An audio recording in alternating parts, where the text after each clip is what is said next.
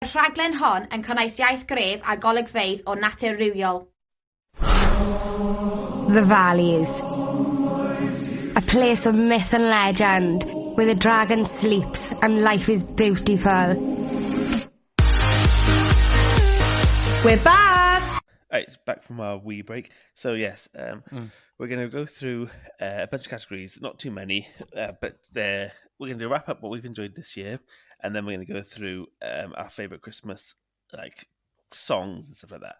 So, so I know some of you people who listen to this are also fans of games, so we thought we'd include some of our best games, which that will appear to some, and some others won't like it. But anyway, what's the best game you played this year? So mine is Baldur's Gate 3, hands down. I know that's probably... do you want to explain it for non-gamers? Yeah. So anyone who doesn't keep in touch with games or isn't a gamer, it's like a Dungeons and Dragons game. It involves like dice rolls and things like that to determine your success in certain scenarios. It's like proper fucking nerdy. But to me, it's just so good. I'm like 140 hours in now on my second playthrough. So far, on my second playthrough now, I've done everything differently from my first run through, and it's like it's all new. Do you know what I mean? Like you can just do everything differently, and it's super. You can pick every single element, can't you? It's really good. It won't be for everyone. Don't get me wrong. It's like it's a pretty complicated kind of system you interact with, and how everything works. But it in my opinion, it doesn't take long to get used to it, and it does ease you in with like tutorials and things like that. I'd highly recommend it, even if you're not like a hardcore gamer, or if you're a guy or a gal who's just who loves COD, for example. You know what I mean? It's a very different game from like COD, but it's very really story driven, accessible. Isn't it? So you don't need to be fast or reactive. You can play. It's quite accessible for people with like physical disabilities, because you don't need to be able to like move your controller really fast. You're pretty much just saying what you want to do. And just if you want to pick it up and do a little bit, and it's not like a game of COD where if you're not quick enough, if you don't have the skill and the muscle memory on your fucking thumbs or whatever, you're going to get just rolled over. It's really good. It's like the best thing for me is, like when you play a game and you can't go somewhere because there's like a knee-high fence stopping you, or a locked door, and you just can't even open it, even though you're meant to be this like beefy hero or whatever you're playing. Basically the game just not telling you can't go there. In Baldur's Gate, it's like you can lockpick doors, you can smash a door in. If you're strong enough, you can magic the door open if you got the right spell for it and stuff like that. If you don't have a lockpick for a locked chest and you're not strong enough to smash it open, you can pick it up and throw it off a cliff, smash it open, go get the loot. Do you know what I mean? It's like it's very there's all these options to do things in it, and it's just honestly one of the best games I've played. It's absolutely brilliant. People absolutely rave about it. Mine, I don't think came out this year, but I wanted to shout it out because I loved it. It was called Ancestors Legacy, and it's a real-time like strategy game, but from like a bird's eye view. So you play like you can look down at a bunch of different people, and I picked it for this because this pod is history based, and you like control like Edward Godwin's son and William the Conqueror's armies, and you like it's during like the Anglo-Saxon England times, and you play different factions, and you have like really fun missions. Proper like Age of Empire. It's very old. It feels old school. It came out not too long ago. It's an indie game, so it's a small developer team, but it's really fun, and they've just nailed like the story. It looks beautiful. It looks really. It's not like the world's best graphics, but it's. I don't know. It feels it's immersive. It's cool. It's not cool. It's proper nerdy, but I really enjoyed it. And if you like history, that sounds class. It follows proper. It adds real people from history, and it's quite true to a real event. So it's when the King of England, the Anglo-Saxon king died. And then it came through to Harold. So do you like pick a faction, or do you play just the one faction and follow history? The campaign takes you on a journey, but then you can just pick a faction and play like a skirmish thingy. But so like one will be like you have to get to a certain battlefield, but things have been taken over. You got to like take over enemy bases to get your like they'll they'll have like the game might take like an hour long to play for each mission, but it'll be like, okay, so you have these men, you got to go raid this place, and then once you've raided that place, you can kind of like get more troops to support you or whatever, and you like it's just like Age of Empires where you build like an archery place to get archers, you build a horse place to get horses, Oh, but it amazing. looks really cool. It's a really like wooded, pretty built area. It's really really fun. And another one is another shout out is for a board game called Dixit. I think it's pronounced something French like DK or something, but it's Dixit. And I won't even begin to explain that. But if you have a quick Google, you'll see it's this really beautiful card game where you. Well, I'll try and explain it. So, say if there's four of us playing, one of the person who's in charge picks up the card, and it will say, like, it'll have like a sentence like, an eclipse of the heart, or for sorrow, or anxiety, or it will have like a phrase or a term or a word, something like that. And then you've got these amazingly illustrated cards, and you have to put one down that matches that. And then the person, but you don't want it to be. Oh, I can't explain it. It's a really pretty game. I And changed my mind. You can't do it. Me and my friends have been playing it together, and it's really fun. I've never played a game like it, and like it's so much so I can't even compare it to anything else. So I don't know how I'd begin to explain it. I'm not that clever, but have a little Google of it. Dixit. If you like board games and it's not too difficult to get behind, it's all based on how. Yeah, just Google it and it's fun. Trust me. I did bad explaining both of those, but I'm conscious of time, so I'm trying to get through them. All good. Best TV show. So, what's the best thing you've seen last year or this year? Well, this year. So, this was a tough call. I absolutely loved Last of Us this year.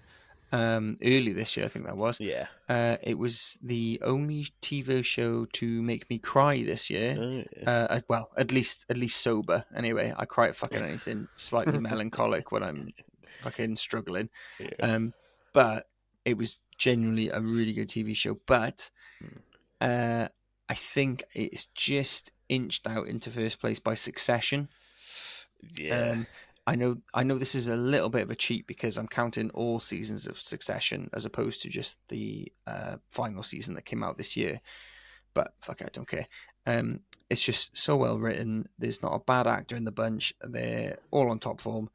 It's always grips me when they can make you engrossed and empathetic towards like these absolutely awful characters. Definitely. And I don't mean characters that are awfully written or anything like that. They're brilliantly crafted, but characters that are just fucking horrible and they're heinous. And like in some episodes, they're just the biggest pieces of shit.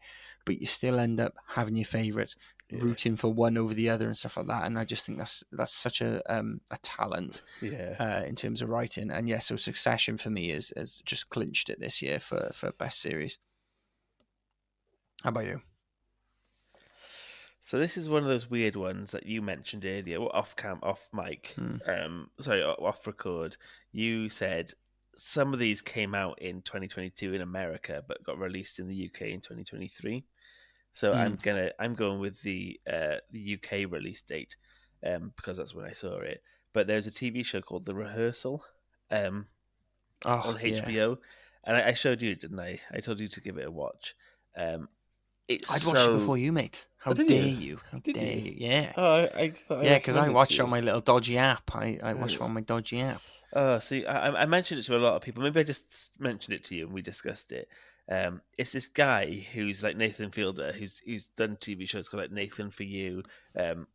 He's like a weird guy. He's kind of a bit like a Louis Theroux. When he interviews, he's quite robotic, but he's like comedy gold. He's so funny. And he's like quite awkward and difficult and quite like not very like easy to be around. So that makes his comedy so much more funny, especially in America. He knows how to like mold a scene with like someone who maybe isn't necessarily involved with the plan of it and to just make it like gold, like you say, isn't it? It's so good. Yeah, and in it he has this in the show it's called The Rehearsal because he meets people who his idea is he will help you rehearse a situation to like the nth degree, like the 8th degree. He'll make sure so one person is scared. The first episode is about a guy who's scared about telling his quiz show. He's in a quiz. He has a weekly quiz with a friend, like a bunch of academics, and he's scared about telling them that he doesn't have a actual degree he's told them he has.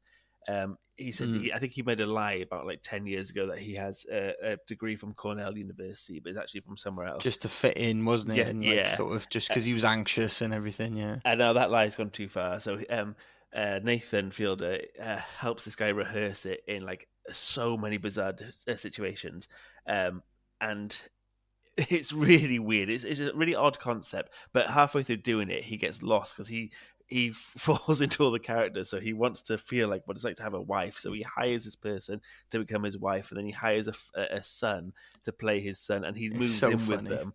And then it becomes warped. It becomes so weird and surreal. And like this kid, There's like a bit, isn't there, where he's trying to fast track what it's like to like raise a child.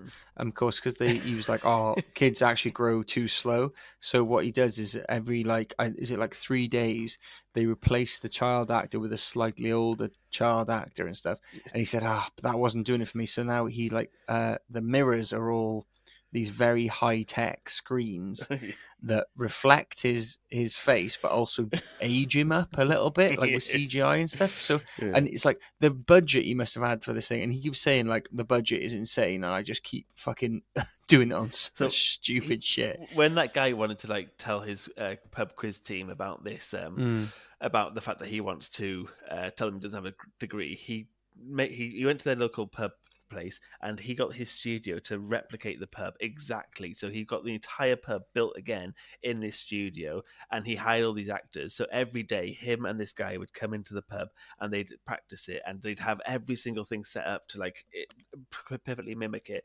and he'd try every scenario. So, okay, so if scenario A, you ask for a pizza and it arrives 2 minutes late, that will mess up your script, so you have to come up with this. He has like this flow chart. He has this there's like, what happens if she does aggressive option B? This is what we go for, and they plan for like everything. It's insane. If you Google it, one of the top things is the rehearsal about autism, because it's like the guy is clearly so specific and so entrenched in one thing. And again, I'm not doing very well at describing this, but it's one of the most unique TV shows I've ever seen, and hilarious 100%. And sad at points, or not even sad. It's just the last episode is brilliant, and you don't know because he's manipulative, very profound. Like at one point, isn't it? Like I'm not going to spoil it. I don't want to spoil it. I would say that, highly recommend. He's a little bit manipulative because he knows how to edit things, and he tricks you, and you get played as much as the people he's tricking in the show. So that was a really good one. And also there's another one called Jury Duty, which is fucking hilarious. Highly, this is I 100% endorse that one. Yeah, you told me this one. Yeah, definitely. It's on Amazon Prime. A guy thinks he's doing jury duty with 11 other people, and the other 11 people are actors, and the case he's seeing are all actors, and they're like sequenced, I think the word is, where they have to tell they're not allowed to have their phones and not anything, and he has to sequestered. That's sequestered, yeah. And they have to go to like a hotel, and they have to spend 2 weeks, and he doesn't realize it's not real. And all these people are doing stupid stuff, and it's all a bit like silly and wacky. It's absolutely fantastic. Brilliant. It was a bit of a sleeper, but everyone loves it. Everyone it was meant to be like a trashy Prime thing, but it's fucking brilliant. And they hire James Marsden. I think it's on it's Freevee, isn't it? Yeah. James Marsden is like he's playing a guy. He's playing himself, like a really hyped up version of himself, and going, can't believe I've got jury duty, blah, blah, blah. But the whole show is improvised. Perfect. So, they have to keep changing the script as it goes along, because they've got this like narrative they want to follow, but the guy who doesn't know he's involved in it, obviously it has free will, so things like doesn't necessarily go along with it. It's absolutely brilliant. Like me and Amy watched it, we binged it because it was so good. It's fucking brilliant. So yeah, that's my TV. Best film. Excellent choice. So yeah, I've as I mentioned you before we came on this, I've done it as a film that has come out this year, as opposed to just a film I've watched. That's what all these are. These are all based, sorry, in case you didn't make that clear, all these are from this year. So my 2 highest rated films this year were Talk to Me and Oppenheimer. and they're very, very different films. So I'm just going to do a tiny little bit about both of them, basically, because I think they both deserve a shout out for different reasons. So, in terms of how much fun I had, I'd say Talk to Me claims that sort of top spot. Yeah. That film is just a great ride. It's a good spooky flick. It's fucking brutal as well, with like some of the gore and things like that. So if you like a slasher, if you like a sort of gory horror, you like a little jump scare in there, I'd highly recommend that. It's very, very good, very well written, extremely well acted, and yeah, like the effects and everything. They were Perfect. two Australian, like they were YouTube. The YouTube boys. Yeah, or like as in they made films on YouTube, and then the Australian cinema. Well, it's like here we have like Channel 4 make films, don't they? And the BFI or whatever it is. It was like it was kind of like state sponsored. They gave them funding to make this thing, not state sponsored. That sounds like it's from like North Korea. Yeah. No, they said as well that they did have offers from like actual big studios, but they wanted to like change script and stuff like that and make it basically water it down. And they were like pretty stalwart in there, like, no, this is our kind of vision or whatever. And that's a real roll of the dice because like it could have gone tits up. But luckily, like you said, the Australian sponsored, the equivalent of whatever it is, Film 4, BFI, or whatever. Yeah, they backed them, and it's a hell of a film. I think it's got a sequel now, and it's got a sequel green. We loved it, didn't we? We really enjoyed it. Oh, it was great, really, really good. I thoroughly enjoyed that one. And then Oppenheimer. I mean, I'm not exactly going niche here, am I? Yeah, it speaks for itself. Yeah. It's Chris Nolan. It's the only one I didn't like of his was Tenet. Apart from that, he just knows exactly what he's doing. Yeah. It's a 3-hour film, and I didn't for a second feel like it was a 3-hour film. It was like that. The pacing of it is perfect. I've not seen it. It's brilliant, mate. It's I'm put perfectly off by acted. The time lengths because I get overwhelmed by stuff like that. Oh, I totally understand, man. Like I was when I went to the cinema for it. It's different going to the cinema as well because you're like, right, I am going to dedicate that time. Yeah, you can't do anything about that. Yeah, I could understand why you maybe struggle to watch it at home, but it's so good. The score's good. Like everything about it is just perfect in terms of like all the parts, like the score, the acting, the script, and all Cillian that. Murphy, or I think you pronounce it Cillian, don't you? I always Cillian's no, an Irish I think name. it's Sorry, I think it is Cillian. Everyone calls it Cillian Murphy. I think it is Cillian. So Irish, if you in Ireland you'd call it Cillian, but he doesn't call himself Cillian. So like I kind of whatever does he not? calls. I don't think so. Maybe I'm wrong with that. But because my family are from Cork and we have a Cillian in our family. And I think I said to our mate before, I said, oh yeah, Cillian is pronounced Cillian, and I think Sean said to us, oh actually no, he says himself Cillian. So fair enough. So wherever he wants to. Who am I to argue with old Cillian? But yeah, that's a good. I mean, I'm not I'm not going niche there. These two things made loads of money. So, but yeah, those are my two films of the top films of 2023. Yeah, my one was. They cloned Tyrone, so I tried to go not route one because I loved Barbie. I thought Barbie was great fun. That was good. I saw some of the big blockbusters, but the one that was a bit of a sleeper on Netflix was one called They Cloned Tyrone. And I'll just get you recommended that to me. I never watched it. It's this it's John Boyega, Jamie Foxx, Teyonah Parris, Kiefer Sutherland. Keith Sutherland's in it. Yeah, Megan Sousa. It's like a sci-fi. So it's described as a pulpy sci-fi mystery, where this like Jamie Foxx is hilarious in it. He's called Slick Charles, and he's like a pimp, like in a in a Huggy Bear style. Is it Huggy Bear? That guy from like Starsky and Hutch. Oh yeah, I know what you mean. Like sort of is he like almost parody, like with like Black absolutely. Dynamite or whatever, and he and then John Boyega is like a drug dealer, and at the very, so this isn't a spoiler, but very start of the film, John Boyega gets shot and then kind of like wakes back up and is it like a time loopy sort of? Well, kind of. Well, he's called Tyrone, and it's all about like rich big companies, like pharma companies or like big pharma and things like that. are keeping poor people in America in these like poor, socially economically deprived areas, like ghettos and like really rough areas. Um, they need these areas to exist to keep like capitalism going, and it's a bit like it's a bit smoking your first blunt and be like, fuck man, they're keeping us all down, but it's really fun. You realize as the story goes on, like people are like people aren't who they think they are. People aren't real. People are being oppressed by this like other figure. Revelations. Yeah, and it's really fun. It's like I think films sometimes are too serious and they take themselves so serious. This is just a really fun, really like pulpy. Pulpy's the perfect word for it. And I find it great fun. I still need to watch it, man. I know you recommended it to me, and I haven't got it. Give it a go, man, because it's it came out early this year, like very early this year, but it's one of the ones I like. I rated it quite well on Letterboxd. And then The Last Kingdom. I love Last Kingdom. It's probably my best TV show ever. I think it's the best TV. It's the most consistent TV. I don't think there's a single bad episode of Last Kingdom. And if you like this pod, you will love it. It's like it's a story 100%. of Wessex when it gets attacked by the Vikings. It has representation of Wales in it, not best. But they at least do it. Not the best for Wales, but and they do reference like Howell there, and they make an effort to know more about history. It's a great series, absolutely great series. And the guy who wrote it wrote Sharp, Oliver Cornwall, and he's got a new TV show coming out about King Arthur, which is already out in America, and it's coming out for us early next year.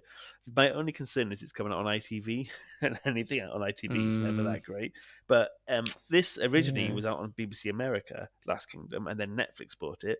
It had 6 series, and then they made a movie called Last Kingdom. And the movie is good, and it's a fine film, but the TV show is just so fantastic. But it ends perfectly, so I put that as a recommendation, just because the ending I think is really good. Definitely, that is excellent. The Uhtred, son of Uhtred, man, what a guy! Uhtred, son of Uhtred. There's one which this is a shout out to one of our friends, Ollie, or best friend. He is an absolute scoundrel for Last Kingdom, and there's a scene where the protagonist slaps like this horrible Christian fellow. But when he goes, "'Tis only a slap, my lord. 'Tis only a slap, my lord. 'Tis only a slap, my lord. I slapped him on the face, my lord." And that is simply one shout. That is just for me, you, and Ollie. That is, but that's if anyone else has seen Last Kingdom, 3 of us here, yeah. When you go watch Last Kingdom, you'll hear that part, and you have to let us know how funny it is. When you get to one, I think that's what, like season 3 or something. So you gotta hang with it, and once you hear that, you'll go, "I get what they were saying now," and then then you can just comment on one of our things, going, "It was only a slap, my lord. It was only a slap, my lord." Anyway, next category was best comedy. Right, so I wasn't sure if you meant comedy movie or like a stand-up, right? Well, I wrote these. I messaged you all these drunk, so I sent you like a whole bunch of them. Or like I received them drunk as well. So like this was it was a bit of a worst of both worlds. But I've done both basically very quickly. So my drunken. Can we talk about being drunk too much on this pod? No, that's part of our charm, I reckon. I think it's part of our charm.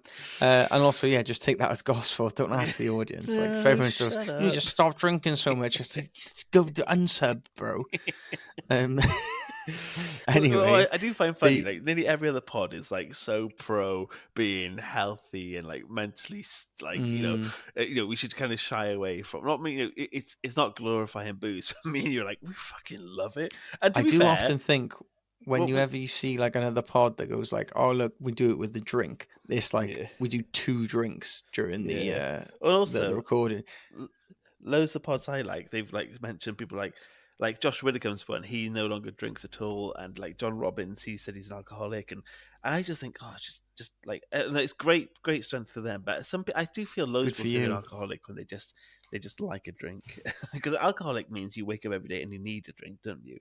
That's like a sign of alcoholism. If you just like get drunk, I only need it to hear my voice on a podcast. So it's I mean, obviously, what I'm trying to say is like getting drunk and making stupid mistakes or feeling shit because you've had a drink, I don't think is alcoholism. Alcoholism is a serious disease where you wake up and you need one, and if you don't have one, you could die.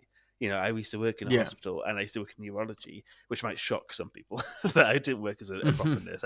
I worked caring patients who were mentally unwell and aggressive and often had drug and alcohol-related issues. They were alcoholics. If you have a bad relationship with alcohol, that's slightly different. This is such a unneeded tangent. Just to say, we're allowed to have a drink or a laugh. It's no one should judge us for what we do, all right? Walk a mile in my shoes, all right? And then judge me. And we do, I think I just want to make it clear to people, we have good, stable jobs and partners who are very kind. Our life isn't just us smashed on a podcast every week. I couldn't afford the broadband if I was smashed all the time. Think about it. Use your brains. Yeah, I think maybe because we've done so many pods tonight and we got another one to go, and it's just us getting drunk. God, you're a proper anxious Annie tonight. You are. Man, did I do too much of the Scottish impressions on the last episode? Honestly, am I talking about drinking too much in this one? I'm going through a patch of anxiety at the moment, so I do apologise. Everything I'm going, oh no, the Scottish voice was offensive. It was too much, wasn't it? I did it too much. Yeah, that's what I said. I said I did it too much. You're fine. It's fine. Anyway. You're fine, buddy. What's your favourite comedy? Anyway, what's your favourite comedy? So, as I said, I've split into movies and actual stand-up. Yeah. So my best stand-up this year was James Acaster, Heckler's Welcome. Yeah. Absolutely outstanding. Brilliant stand-up. He's been one of my favourites for a long time now, old James Acaster. The Cold Lasagna is the best stand-up, I think. I was just about to say, as good as that was, I would say Cold Lasagna, I Hate Myself, is so good. And I think that's probably one of the best ones I've seen. If you haven't had a look at that one, look at that. It's fucking brilliant. You can get it for like £8 on like Vimeo or something. It's fucking, and it's worth it. It's brilliant. It generally it's the best stand. And I don't want to hype it up too much because it annoys me when people hype things up too, like when they're too emphatic. But I generally think it's like, that's how comedy is. That's at the pinnacle of comedy. It was brilliant. It was genius, yeah. So that's my stand-up. In terms of comedy, in terms of movie, I'm just going to do a quick one. I didn't really think too much about this. It's one we watched the other day called Thanksgiving, Eli Roth film. So much fun. It's a horror comedy, but honestly, great watch. If you have a couple of tins, we had a few tins with it. And it's truly like just the most stupid fucking lines in it sometimes. But as long as you go in knowing exactly what it is and what it's trying to be, you'll enjoy it, man. It's really dumb and like. You realise some films aren't trying to be a Scorsese, or they're not trying to be a Killing Flowers, Killing Moon, or whatever. They're there to be funny, and that used to annoy me when I was younger. I was like, "Oh, you should take this seriously." But when you know things are meant to be slashers, and the whole cinema was howling with laughter, weren't they? Like it's a stupid like what do you call it? B grade or B listed like horror? Yeah, it's like a B movie sort of thing. It's like it's meant to be an homage to like the old Grindhouse stuff. I don't think, in my opinion, it quite does that right. But in terms of just being like a fun slasher, it reminded me a lot of Freaky. That's another great one we watched like a couple of years back. Happy Death with Vince Day. Vaughn. Happy Death Day. It's like it knows what it is. It's like a stupid horror comedy type of thing. The kills in it are like over the top, gory, and like I'd highly recommend it. It's very all the good. funny it's a really, really fun one. Yeah. And Thanksgiving, all right, it's not quite Christmas, but it's close enough. So Thanksgiving in America is obviously it's only in America, but I got my sister-in-law is American, and she treats Thanksgiving with the same potency as we treat Christmas. Reverence, yeah. So just getting some booze out of the fridge. Go for it. Right. So I actually went down the route of just being stand-up comedy. So I'd say John Robbins' Howl is like. This comedy is the second best bar the Cold Lasagna one we said from James Acaster. Yeah. It's John Robbins, who's a recovering alcoholic, and he's always had like a love-hate relationship with booze anyway, but he's also neurotic and so highly strung, and booze just elevated that. So even sober, he's quite hard work and a bit annoying, but booze made it a lot worse, and he covers that in like a gut-wrenchingly honest performance. And it's not even, I wouldn't even say, well, my friend Ollie, Ollie, who mentioned a minute ago, he went to go see it with his partner, and he's like, is it comedy? Because it's so, at points, so like intense, but it is so well crafted. And I bet people who listen to this know John Robbins, because I just imagine, he's a really big podcaster and comedian. But that is really good. If you ever get a chance to see that, I'm sure it'll come on Netflix soon, like his other stand-up did. But if you get to see it live, it's still touring. It's fantastic.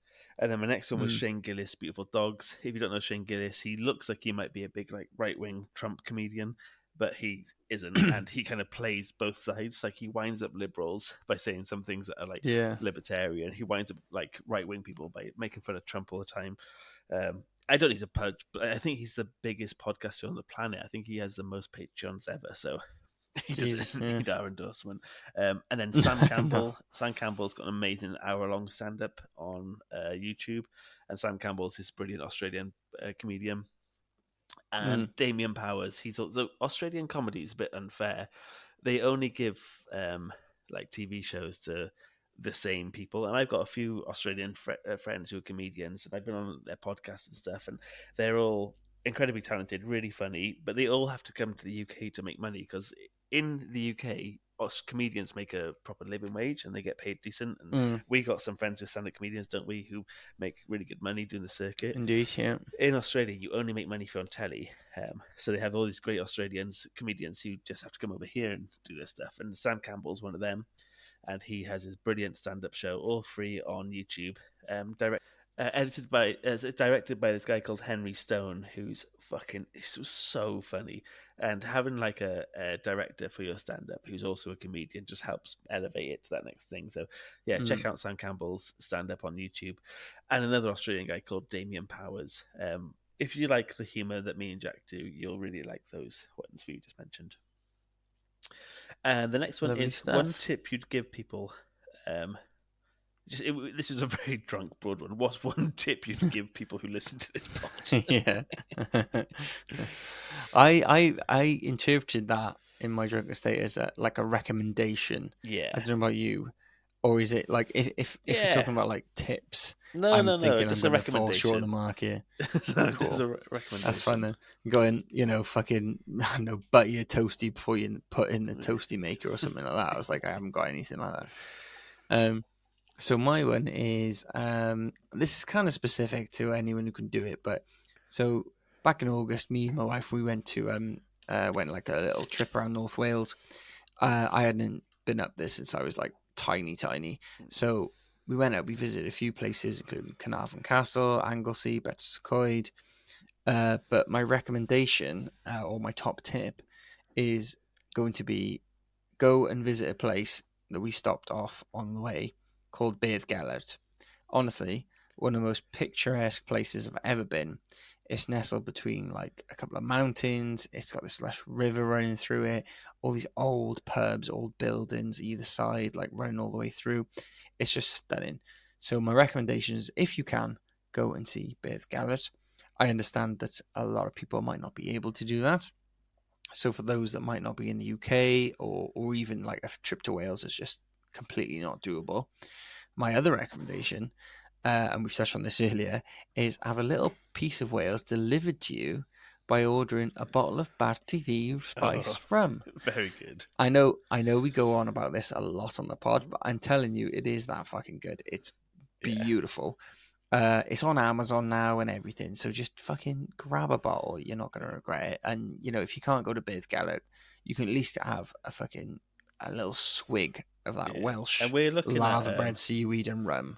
We've got quite an interesting or exciting potential collaboration in the new year coming up, but it's not with Bad TV, and that shows how much we love Bad TV, because we're even plugging it when we're not getting paid for it. So yeah, Barty, just fucking listen to us and please give us some rum.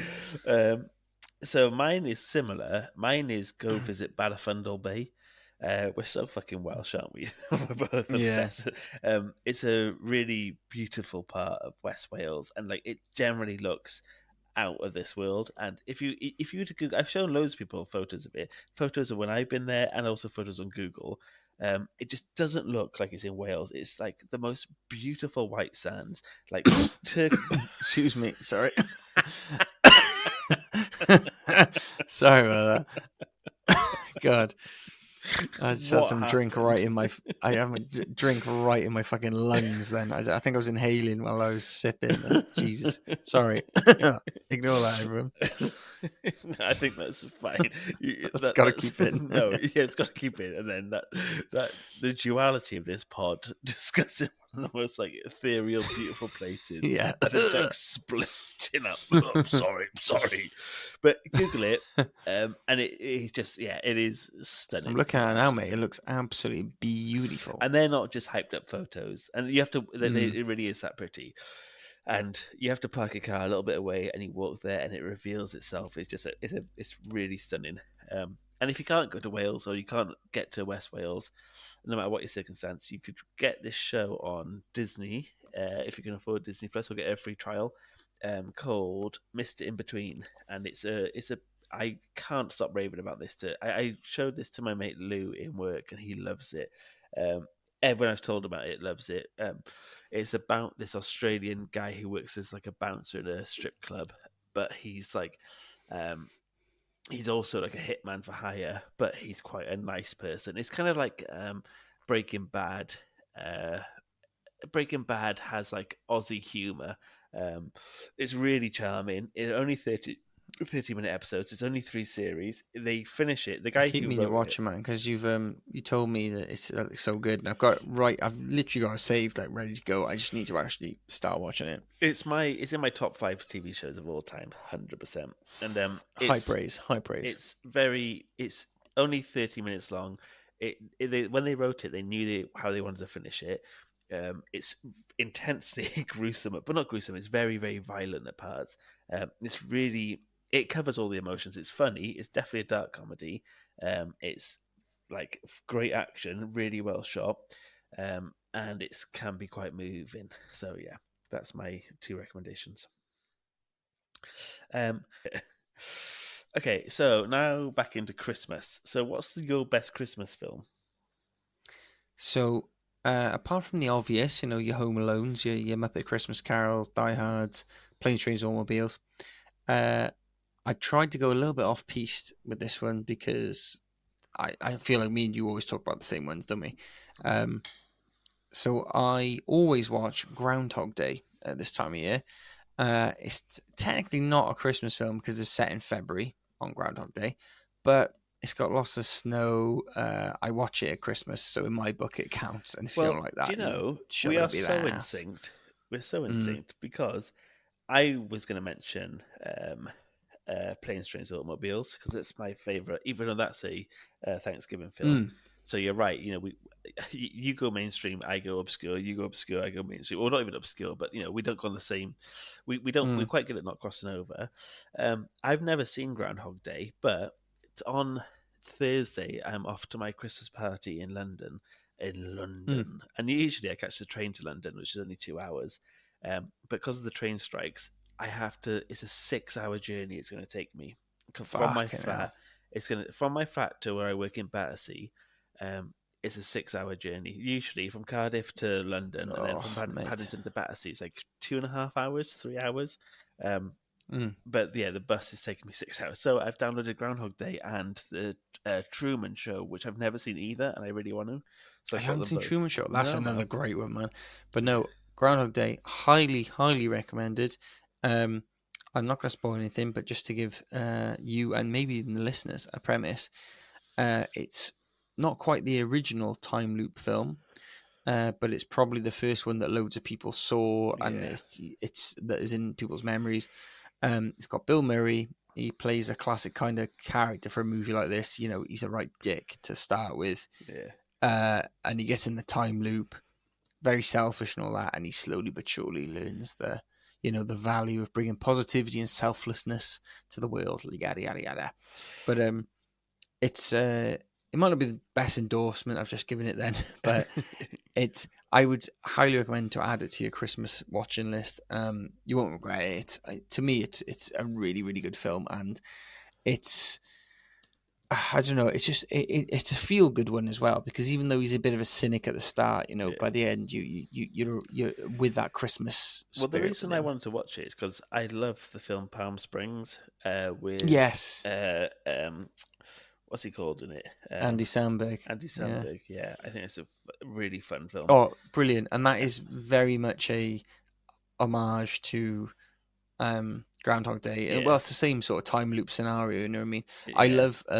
I will say that Palm Springs is one of the best films to have a few cans to, it's so because that good, is isn't it? such a good like boozy Yeah, film. yeah.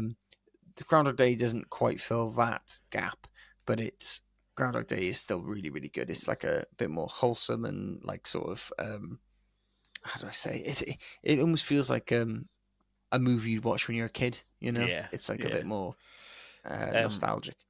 so mine, I've mentioned it a bunch on this podcast, but A Muppet's Christmas Carol, I think it imbues Christmas because it is a Christmas film.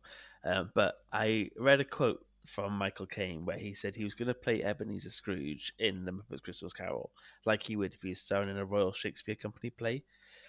He said, I'll never wink. I'll never do anything muppety. I'm going to play Scrooge as if it's an utterly dramatic role and there are no puppets around me. And I think he absolutely nails it. Like the pathos, the Oh horror, mate, the that's severity. what makes that film so good. Isn't Is it? He's he a acts brilliant. as if he's as if he's looking at Ian McKellen or fucking Yeah. Jeremy Irons or something like Yeah. that, and not like a fucking Kermit the Frog, you know what I Yeah. mean? And Yeah. he It's plays me, it Kermit so the straight. Frog. Yeah. Yeah, he plays it so straight in comparison to like the Muppets and stuff, and I think that's what makes that But film the so good. songs are so good in it as well, and it's again, Mm, it's quite one to make you a bit emotional and teary. I think it's fantastic. I love that film, yeah, and I it's also brilliant. honorable mentions to Planes, Trains, Automobiles, which me and Em watched two Yeah, nights ago, and John Candy is my hero. I absolutely adore he's him. so good. So Um, good. We didn't watch it tonight. I wanted to watch it tonight, but because we were doing the pod, I was like, oh, we couldn't give it its fair airs and no, graces. So I was like, yeah, we got to save it for another time, because I love watching Planes, Trains, yeah. and Automobiles. Steve Um, Martin is top notch, and then John Candy is like I would say a slight cut above, but they're both like right up in the upper echelons. uh, okay, best Christmas song. What about TV special? You haven't done TV Oh yeah, special? TV special, TV special. Gavin and Stacey, the newest one. I just fucking love it. I find it so fun. That is good. That is class. Yeah, I watched that the other day actually. I Really, watch really it all good. the time. What's yours? Yeah. So I've mentioned this before on the pod as my recommended TV special. It's got to be BBC's A Christmas Mm, Carol from yeah, 2019. yeah, outstanding. Um, I think it was 2019. Darker reimagining of the old Charles Dickens story, a bit more gothic horror kind of thing, which I fucking love. Guy Pearce is Scrooge. Even though they've tried to make him like look all old and grey and stuff, he's still kind of dishy in it as well, which I Yeah, love. It's got Stephen Graham as Marley, Andy Serkis, Ghost of Christmas Past, a few other British faces you'll recognise, all really well acted. Scrooge's bastard level in this is ramped up to like fucking 11. So you really fucking hate him, and it's yeah. great. 3 episodes long, about an hour each. Give it a look. One of my favourite adaptations of the story. I think it's on BBC. It's definitely on BBC iPlayer for those in the UK. If you're not in the UK or out in the States or whatever like that, it used to be on FX. I don't know what your fucking streaming service for that is like, but yeah, just it's if you have a chance to watch it, give it a look. Isn't it mad that we have to cater? We get to cater for an American audience because we have American Mm. listeners. It's so cool. I was just thinking then. In fact, I had to write that in my notes. Yeah. Christmas song. Mine is Feliz Navidad. It's such a fucking Great one. banger. And I don't know about you, but I only started hearing it about 4 years ago, 5 years ago.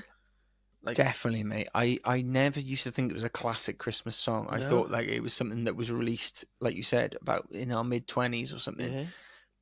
yeah. When did it come out? Oh, it got released in 2014. No.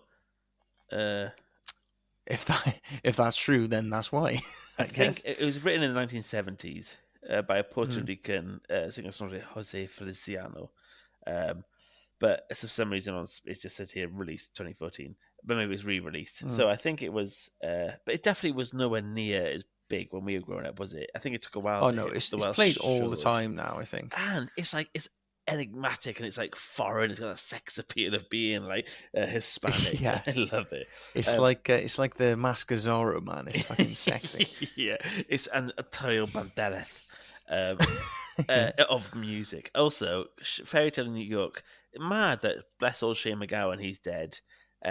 He's dead. So that sounded so like mad. He's dead. He's fucking dead. gone, isn't he? He's from like Kent. I always thought he was Irish. He gets counted as Irish. Why is that then? Because he appeared on this. The Pogues appeared with the Dubliners. There's that song, the Pogues and the Dubliners, and I think his family are. Yeah, the Irish Robots. Oh, this over. The song, the Irish Robots. All over this land, yeah. No, I think that's Clover, isn't it? Oh, Ambrosia, yeah. No, whatever the fuck it's called, yeah. No, like.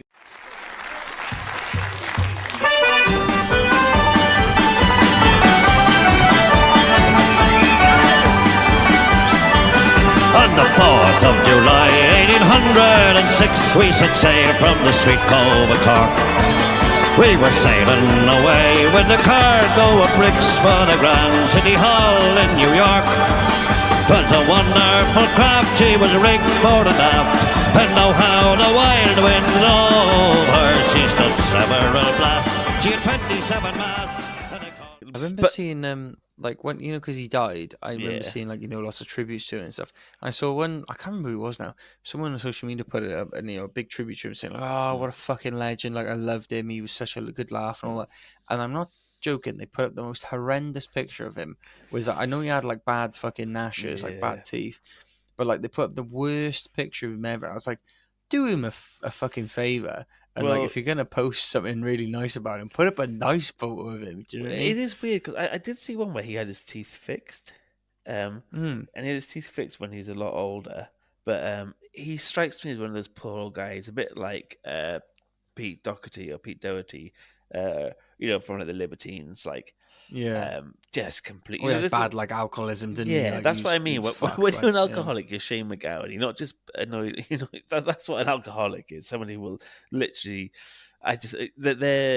He is something innate within you when you have the disease of like addiction, and that's like it's portrayed really well in Shane. Like he could afford to have his teeth fixed, but he'd rather just fucking carry on the booze. Poor son. Yeah, every year the Pogues get to fucking in the top 10 or whatever. And this year I don't think it ever got number one. I don't think it ever got number one, but this year I know it was the campaign, isn't it? Yeah, that's it. Also, I would mention as well. I'm not a massive John Legend fan, but John Legend had this Christmas album, and there's a song on there called "Bring Me Love." I'll drop it in now. No, I don't want much. Your love is all I need. Baby, I hope Santa brings you to me. I hope he's bringing me love this Christmas, 'cause I deserve you here. Bring me love this Christmas, 'cause I've been good this year. Hope he's bringing me love this Christmas, 'cause I deserve you here. Bring me love this Christmas, 'cause I've been good this year. I don't wanna light this. And it's an absolute banger. Okay, next bit. Best bit of Christmas meal. Oh no, your Christmas song. Sorry. I'm rushing through these. Fuck your Christmas song. We've got like 10 minutes before we've got to wrap this pod up. Right. So I do love the classics, as you said. Like I love A Step Into Christmas, Fairy Tale in New York, whatever. But this is one I discovered fairly recently, and I'm fucking enamored with it. It's a song by the Dropkick Murphys called "Seasons Upon Us." So for those who don't know, Dropkick Murphys, they did a famous song from the film Departed called "Shipping Up to Boston." We'll probably put in a little clip here. You're bound to know it. But they tried their hand at a little Christmas song. I really fucking like it. It's not your typical sort of lyrics. A lot of it is about like how annoying Christmas can be. Yeah. So I've got a couple of lyrics here. For example, it says, "My nephew's a horrible, wise little twit. He once gave me a nice gift wrap box full of shit. He likes to pelt carolers with icy snowballs. I'd like to take him out back and deck more than the halls." So it's not what's considered classic, but it gets me in the Christmassy mood. And I assume a lot of people might not have heard of it, but yeah. We might put a little, like we said, a chorus or something like that. We'll put a thing. He likes to with icy snowballs. I'd like to take 'em out back and deck more than the halls. With family like this, I would have to confess I'd be better off lonely, distraught and depressed. The season's upon us, it's that time of year. Brandy and eggnog, there's plenty of cheer. There's lights on the trees and there's a wreath to be hung. There's mischief. And also Diamond Rugs. They have a song called Christmas in a Chinese Restaurant, which I think is quite a Jewish tradition where Jewish people go to a Chinese restaurant on Christmas Day. But it's quite a solemn song, but it's quite funny. It's like, you kicked me out because I told the kids that Santa didn't exist. I got drunk and you got pissed. It's like it's another fun, boozy one to drink to. We'll put all the fucking clips in. Man. Yeah, we will. Think. Why we not? will. I mean, it's going to take us 3 hours to edit. Might as well make it longer for Exactly. ourselves.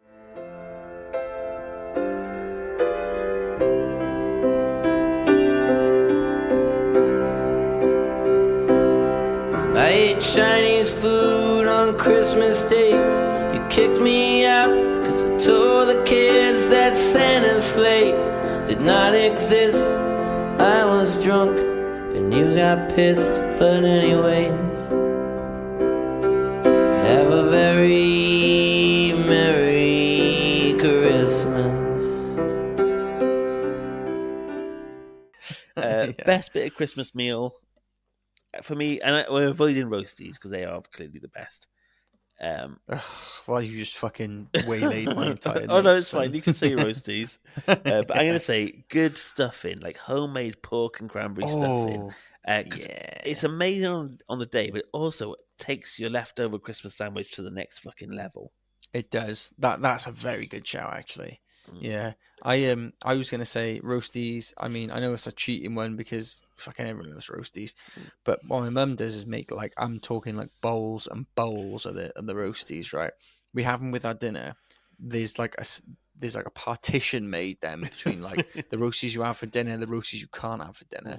And then later you can either pick at the roasties for a little bit, and there's another partition made between those ones you can pick at and the ones that are for tomorrow. And then the day after, you have other roasties, and they're like, because they're so crispy and fluffy on the inside, you don't mind them cold, or and then you just fucking scoff them. Yeah, It's so good. I was saying that it's so good. Especially after you've like finished your Christmas dinner and you've let it go down a little bit and everything. Yeah. But I will say my mum also still to this day tries to sneak some fucking veg onto my plate, even though I'll be 33 this year when I go for Christmas. Stop trying to make me eat veg, Julie. I'm not gonna fucking eat veg, all right? I'm a grown man now. I don't want to eat veg. I'll have my peas, I'll have my, some occasionally some broccoli or whatever. But let me eat the good stuff first. Yeah. But apart from that, it's so funny that you don't like veg. It's such a I just. But also, I tried people it. back home think we must look like some absolute goblins because I think we should put up a photo of us. I just drink because beer. You're in good nick. You're like svelte man. I'm the muscle bound freak. I get it. But you're in for the guy who doesn't eat veg. You're Mate, like in really. You're benching while fucking talking about bloody bottles of rum. Yeah. But you're you'd picture like you as some like from how we talk, we must come across like absolute 20 stone drunken, goblins. malnourished little dinguses. Yeah. But we're you're in good shape. I'm the strongest bloke in Wales. Together, I actually tensed my muscle when I did that. Just to prove to yourself. Gun show to myself. Yeah, mate, we're both in good nick. Well, Don't what's you so bloody funny? lay the praise When I'm on at the me. gym, I only work out my arms. I have a beer belly with these strong arms next to it. I look Well, what do you ridiculous. need, mate? I know. Well, I can just focus on this, What's can't I, these? Doc? I don't need to worry about anything else. Exactly, yeah. Look at the doc goes, look, mate, you need to fucking, your heart's in danger. And you go, look at this. Have and you just seen? bump your bicep and they go, yeah, fair play. Yeah, They just sign off on your medical. All right, last one. Best bit of alcohol for Christmas. I said Baby Guinness because I thought we both loved them and it was an honoured tradition that me and you together. You were too pissed on the Baby Guinness to realise I wasn't there when you were on the Baby Guinness on my bloody stag. And I was too pissed to know where the fuck even me or you were. Mine, right, even those Disaronnos, are going down beautifully tonight. I don't usually go for these, to be fair, and also they're very, very sweet. So I imagine very in a sweet. while I'll probably get a bit tired of them. But the standard setup for Christmas is usually just a classic beer and then rums when it gets too heavy. Right, that's my usual on Christmas. Yeah.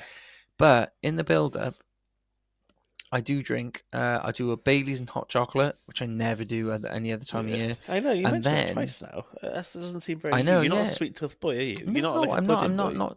No, not usually. But I will do it around Christmas. And I love a good mulled cider as well. So my partner doesn't drink barely anything. She'll have like well, she's like how girls drink. She'll drink like shots on night out, but not anything else with it. So she'll just have like shots for ages. And it's definitely not how I booze. I booze like pints steadily all day. Em will just she'll either drink nothing or get pissed. But she loves sweet stuff. Hence why she's marrying me. When I tried to, very good. Did I tell you about when I tried to make what was it was marketed to me on the internet as a classic rum cocktail for Christmas, right? And it was like a spiced butter rum cocktail or something like that. And it was I tried to make it right. Sickly. Well, no, listen to this now. It was not good. It was I tried to make it right. I followed this bloody recipe to the fucking letter, pretty much. But it was like I was thinking the entire time. I was like, I don't know, this doesn't sound great, but like I'll trust it. And it was like it needed the rum, right? Rum, no problem. And then it was like melt like 50 grams of butter. That's like the base. That's like your mixer. Loads. That's your mixer. You normally get 250 grams melted in a whole butter pack. So that's a fifth of a pack of butter? Yeah, but this was your mixer.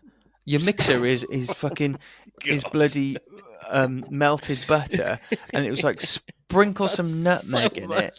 It was like sprinkle some nutmeg in it and some cinnamon. Was it meant to be a sauce or a dish? And it was like you're done. There we go. No, I'm like, mate, I'm not fucking going. Oh, is that meant to be a sauce or a cocktail? What's the difference? Okay, yeah. I honestly thought you were going to say like, oh, and I realised I was making a sauce dish. No, generally.